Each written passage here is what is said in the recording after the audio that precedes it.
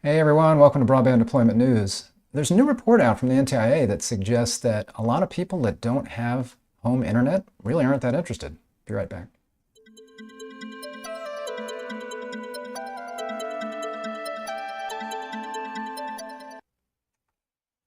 Hi there, welcome to Broadband Deployment News. I'm Rick Uzzi.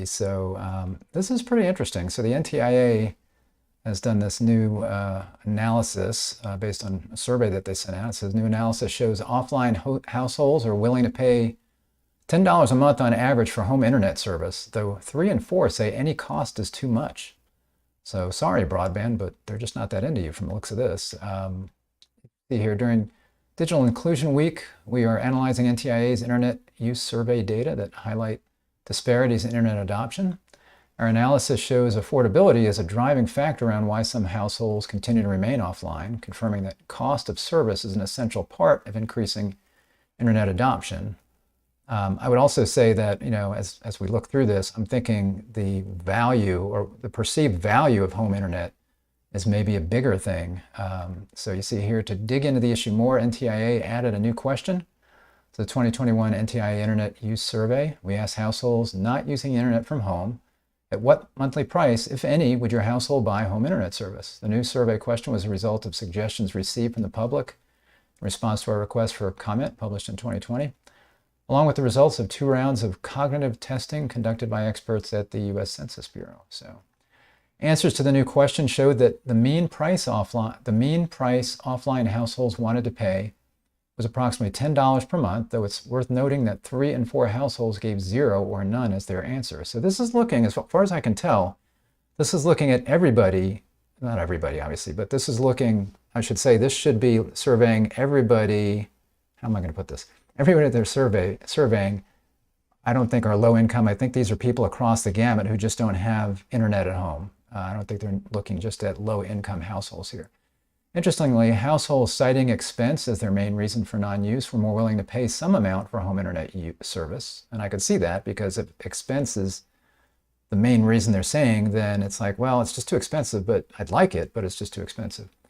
With a mean reported price of $16 and 54% responding that they would only purchase home internet service if it were 0. And it's funny that it says purchase, but of course, that would be a situation where maybe the Affordable Connectivity Program kicks in, and if this is a low-income person, they qualify for that program, and the internet package is $30, then they could purchase internet for 0, basically, because with that benefit they would get it for 0.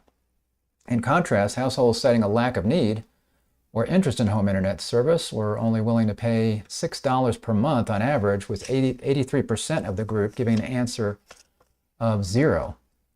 Overall, while reduced monthly service costs could attract some number of offline households, including nearly half of those in the too expensive group, many more indicated that they could not or would not pay any amount. And then they've got this figure here. Well, actually, before I go into that, because that's a little confusing for me, but again, I think this may be indicating that broadband is just not that important to some of these folks.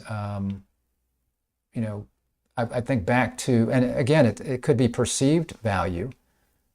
Maybe they've had it and they don't have it anymore. They don't need it. I think about different types of folks that might be the case. But I also think about, things in my life where, if you'd asked me 10 years ago, hey, would you be willing to pay for seat heaters in your car or a backup camera? I'd be like, no, I don't really need that. But now that I have them on a cold morning, it's like, yeah, those seat heaters, I really like those. I think I would, But when I was looking at it, when I was not aware of that, it'd be like, oh, it's not really that important to me. It could be people like that. It could also be people that have had the service at home, but they're getting by. When I say getting by, I mean they just feel like they don't have a need for it. Maybe they've never known. I think of cord nevers, which are people that, we hear about those in the video world where they're cutting the cord on their pay TV. So it's like, we don't need pay TV. They cut the cord and they can get by without it. And then if you ask them, how much would you pay for a pay TV service, they might be nothing. I'm doing fine as I am. Then you've got cord nevers, actually, not cord cutters, but cord nevers. These are people that never had the cord. So maybe it's a college student. If they had a cord, maybe it's at home with their parents, but they're off at college. They're doing everything on their phone. They get home. They don't need, again, a pay TV service, and they maybe don't need broadband service because they do everything on their phone. They're used to doing that. They're on their phone. If they ever need to do anything on their laptop, maybe they'll tether the laptop, but they don't feel the need for that wired connection at home. So I can't imagine that.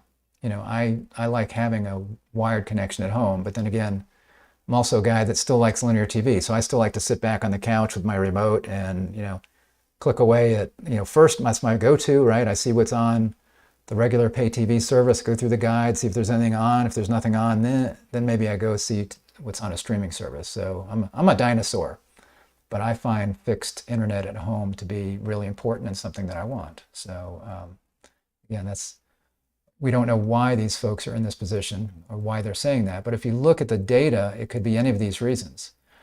Here what they're saying is, again, this is their figure, and I don't fully understand this. It says cumulative willingness to pay for home internet service at selected prices by main reason for non-use, total offline households. So this is in millions, so they obviously surveyed a lot of people.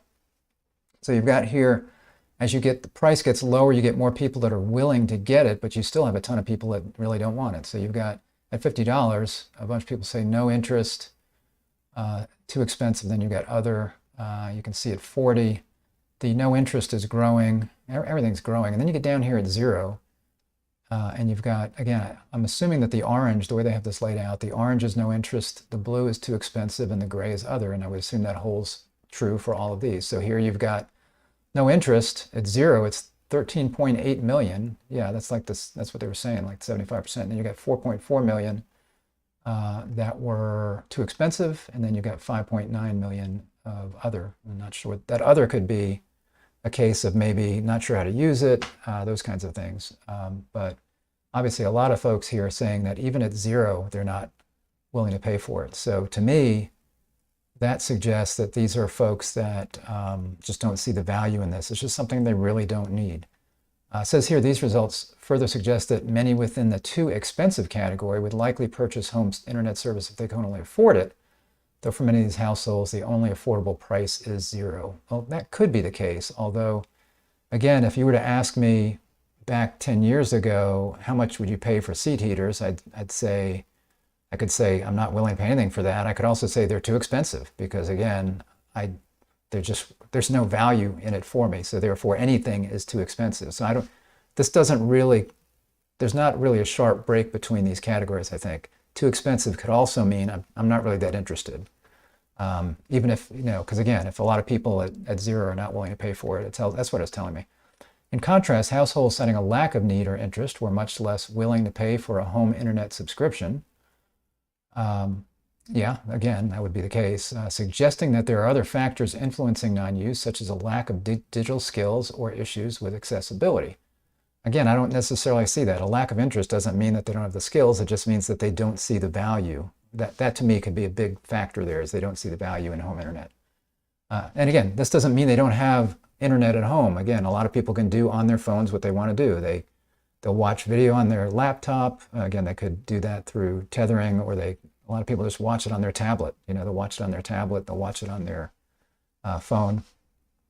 It says, that said, it's worth noting that offline households in the no need interest group still have significantly lower family incomes than their home internet using counterparts, suggesting that cost may be an additional challenge for many, even overcoming other barriers. So they are looking at the family income in some cases, but like I said, I think this is across the board, just anybody that does not have home internet. And what I think the figure they were saying in here was, somewhere in here was 24 million, something like that.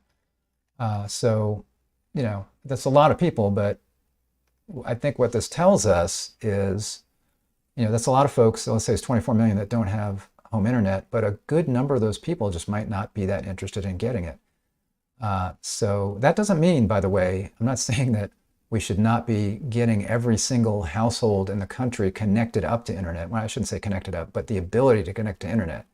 Because somebody who doesn't want it today may want it tomorrow, or they may move and somebody else moves in. So every household in the country should have access to high quality, reliable broadband internet service. So we certainly want that. But all of these efforts to get these 24 million or however many it is signed up for broadband, as the old adage says, you can lead a horse to water, but you can't make him surf.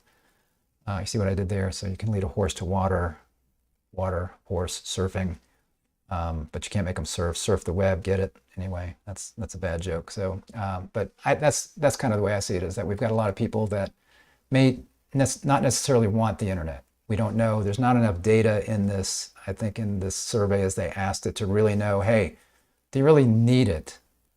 And maybe again, it could be like the seat warmers. I mean, if they have never had it and then suddenly they've got broadband at home and, this like, wow, this is really great. It could be like if they've got a desktop computer and they haven't been able to use that, I don't know. But a lot of people get by on their mobile devices. And we saw in the pandemic that changed a lot, because a lot of people who were getting by at home with their mobile device suddenly had to do work from home.